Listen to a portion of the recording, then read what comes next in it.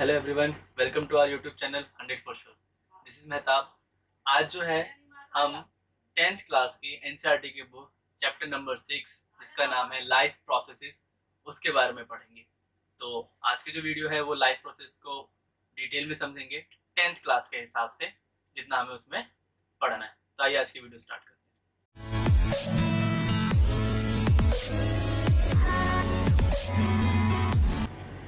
Life processes, तो meaning पे चलते हैं। लाइफ यहाँ पर जो वर्ड है उसका यहाँ पर मीनिंग है लिविंग। लिविंग से यहाँ तात्पर्य है अलाइव। और प्रोसेसेस यानी लाइफ की प्रोसेसेस। प्रोसेसेस यहाँ पर हम इस तरह से डिफाइन करेंगे कि जो लाइफ का एग्जिस्टेंस है, किसी भी ऑर्गेनिज्म का जो एग्जिस्टेंस है वो उसकी बॉडी में हो रहे प्रोसेसेस की वजह से। तो हम इस चैप्टर में उन प्रोसेसेस के बारे में पढ़ेंगे जो कि किसी भी लिविंग की एग्जिस्टेंस के लिए उसकी बॉडी में होता है, चाहे वो एक यूनिसेलुलर ऑर्गेनिज्म हो, चाहे वो एक multi cellular organism. Life processes कहते हैं। अब यहाँ पर बात आती है अलाइव। तो हम कैसे पता लगाएंगे कि कोई चीज लिविंग है या नॉन लिविंग है? तो आप कहेंगे कि लिविंग चीज मूव करती है, but what about plants? Plants में किसी तरह का तो मूवमेंट होता नहीं है। और जब हम सो जाते हैं तब हम कैसे पता लगाएंगे कोई लिविंग है या नहीं? तो हम कहते हैं कि वो सांस ले रहा होगा। पर कुछ ऐसे मेडिकल कंडीशंस हैं जहाँ पेशेंट जो है वो सांस नहीं लेते पर फिर भी वो अलाइव माने जाते हैं। तो लिविंग और नॉन लिविंग के बीच में जो डिफरेंसेस हैं, कुछ ऐसे कैरेक्टरिस्टिक्स हैं जो कि एक लिविंग को लिविंग और उसको नॉन लिविंग से अलग बनाती है। पर कहीं ना कहीं वो कैरेक्टरिस्टिक्स भी कुछ हद तक ही लिमिटेड है। तो यहाँ पर सबसे मेन चीज जो मैंने आपको बताया कि मूवमेंट।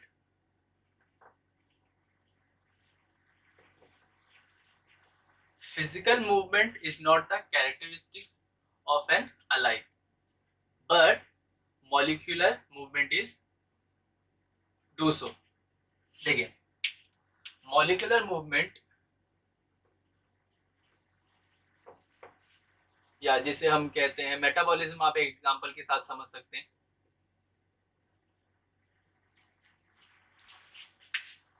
कि किसी ऑर्गेनिज्म में अगर मेटाबॉलिकल मूवमेंट हो रही है या मॉलिक्यूलर मूवमेंट हो रही है, then this organism is alive. For example plants में फिजिकल मूवमेंट नहीं होता, वो एक जगह से दूसरी जगह नहीं जाते, बट उनके अंदर ट्रांसपोर्टेशन जारी रहता है। जाइलम वाटर और मिनरल्स का ट्रांसपोर्टेशन करता रहता है, फ्लोएम खाने को पहुंचाता रहता है। तो इस तरह का मॉलिक्यूलर जो मूवमेंट है वो ऑर्गेनिज्म के अंदर चलता रहता है, बना के रखता है। पर एक यहाँ पर अगर हम एग्जांपल लें वायरस, आजकल हम बहुत नाम सुन रहे हैं इसका, वायरस। ठीक है, तो वायरस क्या है? वायरस साइंटिस्टों के लिए एक सरदर्द है अभी तक। कारण ये है कि वायरस का जो डुअल नेचर है ना, कि बॉडी के बाहर ये दोनों चीजें शो करते हैं, अलाइव भी और डेड भी। डेड कब? जब ये आउटसाइड होते हैं, यानी किसी भी होस्ट के शरीर में नहीं होते, पर वो होस्ट के अंदर जब जाते हैं तब अलाइव हो जाते हैं। यानी जब तक वो बाहर है वो किसी भी तरह का मॉलिक्यूलर मूवमेंट शो नहीं करते। ठीक है, तो इसीलिए जो मॉलिक्यूलर मूवमेंट है वो लाइफ के one of the finest characteristics को बनाता है। बॉडी है, बॉडी की एग्जिस्टेंस बनी रहे इसके लिए हमारे बॉडी में सिस्टम्स होते हैं, यानी बॉडी सिस्टम्स। बॉडी सिस्टम, अगर बॉडी सिस्टम सही से काम कर रहा है तो आपका बॉडी अच्छा रहेगा। या अगर और नीचे जाएं तो बॉडी सिस्टम बनते हैं ऑर्गन से। अगर आपके पास हेल्दी ऑर्गन्स है, इट मीन्स कि आपका ये जो ऑर्गन सिस्टम है वो भी बहुत ज्यादा हेल्दी है। और अगर आपका ऑर्गन सिस्टम हेल्दी है then your body is also healthy. Organs हमारे बनते हैं टिश्यू से, टिश्यूज हमारे बनते हैं सेल से। सेल्स आर द कॉम्बिनेशन या कॉम्पोजिशन ऑफ केमिकल्स।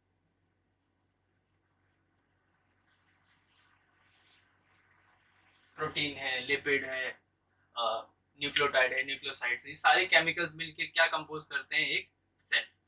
तो केमिकल्स या हम यूं कहें कि केमिकल प्रोसेसेस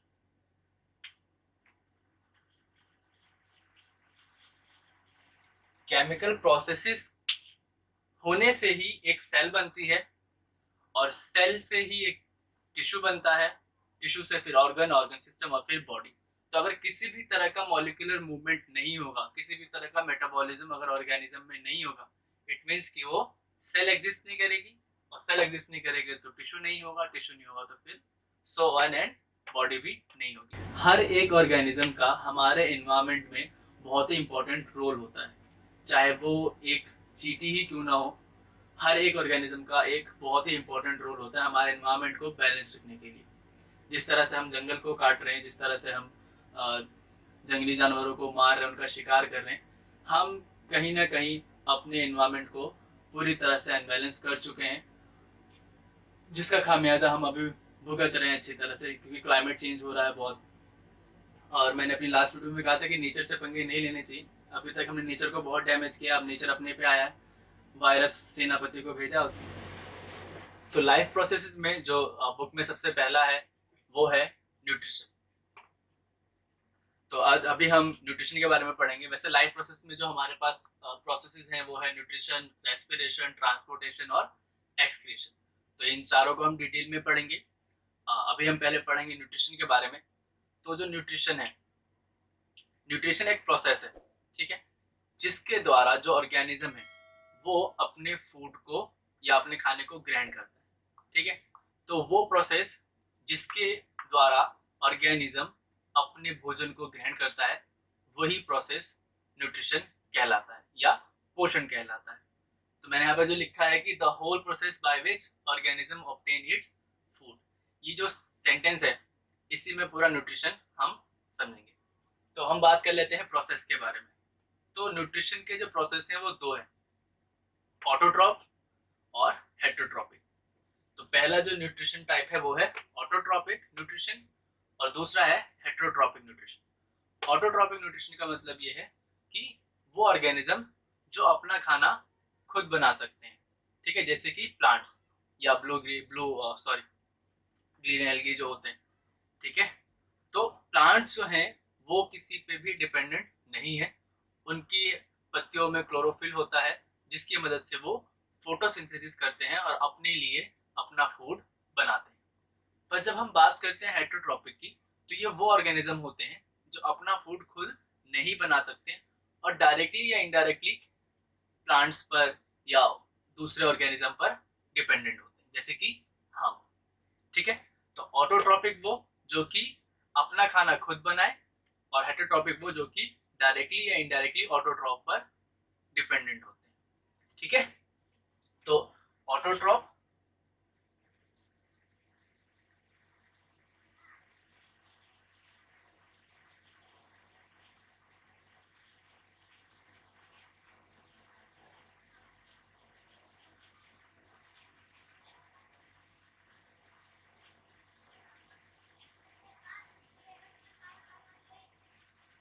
फोटोसिंथेसिस जो कि अब प्लांट्स में होता है, और हेटरोट्रॉपिक जो कि अपना खाना नहीं बना सकते, can not make their own food. तो वो क्या करते हैं, दे फीड ऑन अदर, या फिर हम ये कहें कि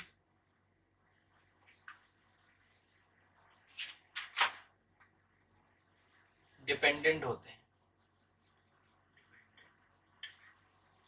ठीक है। जैसे कि हम एनिमल्स हो गए।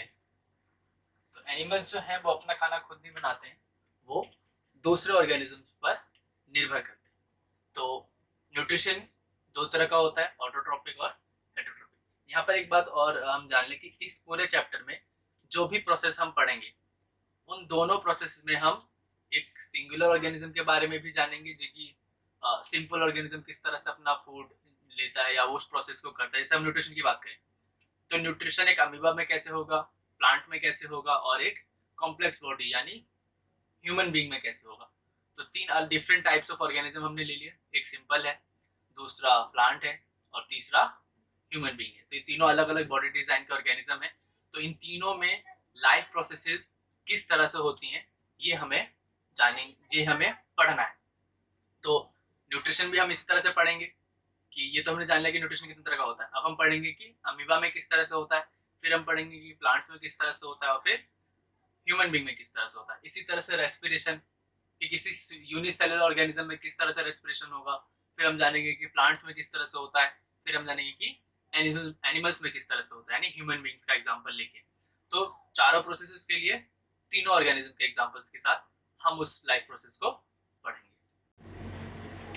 तो जैसे कि मैंने आपको बताया कि हमें हर एक प्रोसेस को सिंगुलर लेवल पर, फिर प्लांट के हिसाब से, और फिर एनिमल्स में, इन तीनों को हमने समझना है। तो न्यूट्रिशन में हम पहले समझते हैं अमीबा। तो अमीबा अपना फूड किस तरह से ऑब्टेन करता है।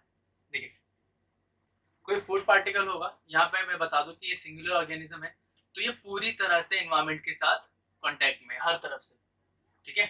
तो इसमें जो फूड ये ऑब्टेन करेगा वो डिफ्यूजन प्रोसेस से करेगा, ठीक। तो अमीबा क्या करता है, फूड पार्टिकल्स के जब भी उसके कांटेक्ट में फूड पार्टिकल जब आता है तो वो एक स्ट्रक्चर बनाता है जिसको हम बोलते हैं सूडोपोडिया, ठीक है। सूडो का मतलब होता है फॉल्स और पोडिया होता है फीट।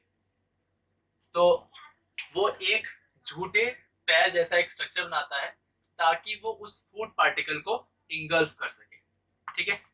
अब जब वो फूड पार्टिकल को इंगल्फ कर लेता है तो वो फूड पार्टिकल उसके फूड वैक्यूल्स में चला जाता है, फिर फूड वैक्यूल्स में वो डाइजेस्ट होता है, और फिर जो उसका बाय प्रोडक्ट होता है, जो वेस्ट होता है, वो फिर वो डिफ्यूजन के थ्रू दोबारा से बाहर कर दिया जाता है। तो इस तरह से अमीबा अपना न्यूट्रिशन पाता है। अगला है प्लांट्स में। तो प्लांट्स ऑटोट्रॉपिक न्यूट्रिशन के थ्रू अपना फूड ऑब्टेन करते हैं। तो ऑटोट्रॉपिक न्यूट्रिशन में जो सबसे इंपॉर्टेंट है वो है फोटोसिंथेसिस। फोटोसिंथेसिस जो है वो एक प्रोसेस है जिसमें sunlight, carbon dioxide, water minerals की मदद से प्लांट्स अपने लिए अपना भोजन बनाता है अपनी पत्तियों में।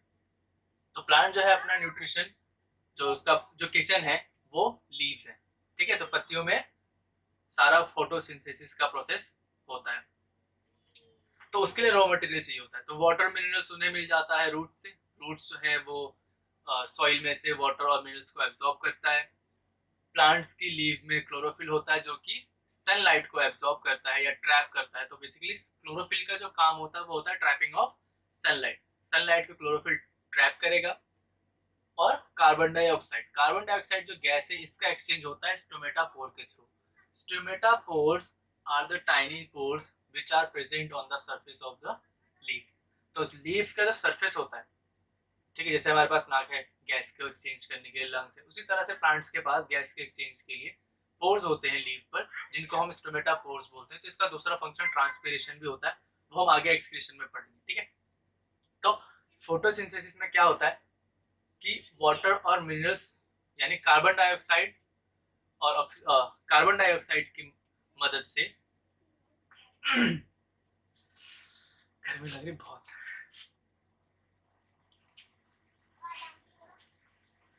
वाटर, मिनरल्स, कार्बन डाइऑक्साइड को यूज करके सनलाइट की प्रेजेंस में लीफ के अंदर प्लांट अपने लिए फूड बनाता है, ठीक है। तो ये उसका इक्वेशन है हमारे क्या बोलते हैं, ये फोटोसिंथेसिस का इक्वेशन है। ये एग्जाम में पूछा जाता है तो आप इसको नोट कर लेंगे, ये बुक में भी है। तो आप, ये था प्लांट्स में न्यूट्रिशन के लिए। तो प्लांट फोटोसिंथेसिस करता है, रॉ मटेरियल्स उसके ये हैं water, minerals, carbon dioxide. Sunlight की प्रेजेंस में सनलाइट को कौन ट्रैप करता है, क्लोरोफिल। और जो CO2 है वो कहाँ से आता है, वो स्टोमेटापोर जो कि गैसेस का एक्सचेंज करते हैं वहां से आता है। और इस तरह से फिर फोटोसिंथेसिस का प्रोसेस होता है। तो यहाँ पर जो आप देख सकते हैं कार्बन डाइऑक्साइड और वाटर, कार्बन डाइऑक्साइड और वाटर आर सिंपल कंपाउंड्स, ठीक है, ये सिंपल है। इसको फिर कन्वर्ट किया जा रहा है ग्लूकोज के रूप में, ठीक है। तो एक सिंपल कंपाउंड को कॉम्प्लेक्स बनाया जा रहा है। तो यहाँ पर सिंपल फूड कॉम्प्लेक्स में बदला जाता है। हमारे में क्या होता है कि हम कॉम्प्लेक्स लेते हैं और उसको फिर ब्रेक डाउन करके सिंपल बनाते हैं, ठीक है। तो अब पढ़ते हैं nutrition in human being. Human में जो न्यूट्रिशन है वो हेटरोट्रॉपिक न्यूट्रिशन है। तो पहले हम जान लेते हैं कि हेटरोट्रॉपिक न्यूट्रिशन जो है वो 3 तरह का होता है, सेप्रोफाइटिक, पैरासाइटिक और holozoic. Saprophytic type of nutrition में ऑर्गेनिज्म जो होता है वो अपनी बॉडी से एंजाइम रिलीज करता है, अपने फूड को बाहर डाइजेस्ट करता है और फिर उसको इंगल्फ करता है। बेसिकली वो डेड और डिकेइंग ऑर्गेनिज्म फूड पे पहले वो ऑर्गेनिज्म रहता है, तब उसको जाके वो उसको डाइजेशन के बाद एब्जॉर्ब करता है। जैसे कि ब्रेड पे जो फंगस लग जाता है, वो क्या करता है कि पहले ब्रेड को सड़ाता है, फिर उसको डाइजेस्ट करता है और फिर उसको इंगल्फ कर लेता है। तो इस तरह के न्यूट्रिशन को हम सेप्रोफाइटिक न्यूट्रिशन कहते हैं, जिसमें ऑर्गेनिज्म जो है वो डेड और डिकेइंग और सब्सटेंस से अपना न्यूट्रिशन लेता है। फिर है पैरासाइटिक। पैरासाइटिक में क्या होता है कि वो जो ऑर्गेनिज्म है वो जिस ऑर्गेनिज्म पे रह रहा है उससे पहले से ही डाइजेस्टेड फूड को वो इंगल्फ करता है। जैसे अगर हम बात करें टेप वॉर्म की, जो पेट में कीड़े होते हैं, उनका डाइजेस्ट सिस्टम बिल्कुल ही सिंपल होता है, मतलब कुछ नहीं होता है, एक तरह से कहें तो एब्सेंट ही होता है, क्योंकि उनको डाइजेस्टेड फूड पहले से ही मिलता है।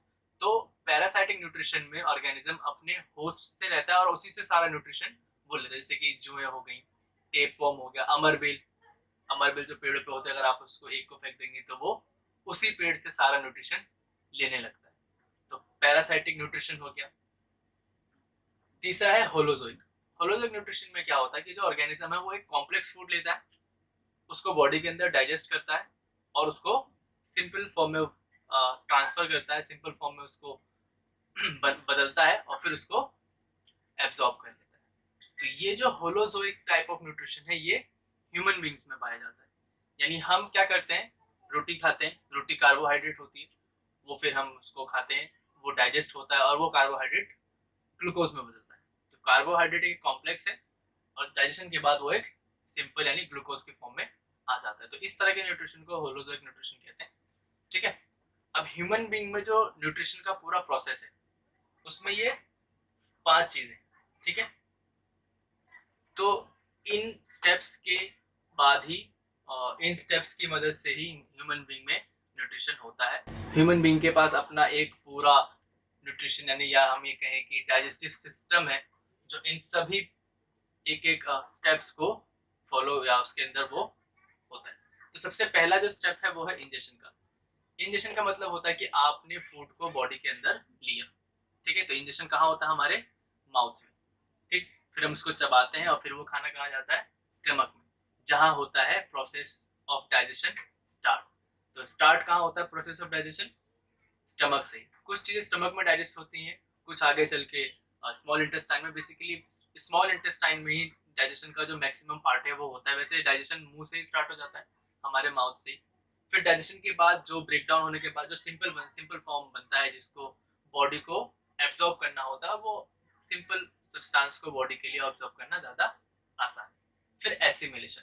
अब क्या होता है कि डाइजेशन के बाद कुछ अच्छा बना जिसको एब्जॉर्ब कर लिया और फिर कुछ बाय प्रोडक्ट बना, तो बॉडी क्या करती है कि पूरा का पूरा बाय प्रोडक्ट को एक्सक्रीट नहीं करती, बॉडी से बाहर नहीं निकालती, वो उस बाय प्रोडक्ट में से भी उसको यूटिलाइज करती है, ठीक है। तो उस यूटिलाइजेशन को हम एसिमिलेशन कहते हैं। यहाँ पर क्या होता है, जो बाय प्रोडक्ट होता है, जो अनडिजायरेबल फूड होता है डाइजेशन के बाद जो बच गया होता है, उसको फिर यहाँ पर दोबारा से यूटिलाइज किया जाता है और उसके बाद तब जाके जो वेस्ट बचता है उसको रिमूव कर दिया जाता है, जिसको हम डाइजेशन कहते हैं। तो ये जो 5 स्टेप है ये ह्यूमंस के डाइजेस्टिव सिस्टम में माउथ से एनस तक जो एलिमेंट्री कैनाल है उनमें एक एक जगह पर ये पूरा प्रोसेस होता है। इंजेक्शन कहाँ होता है, माउथ में।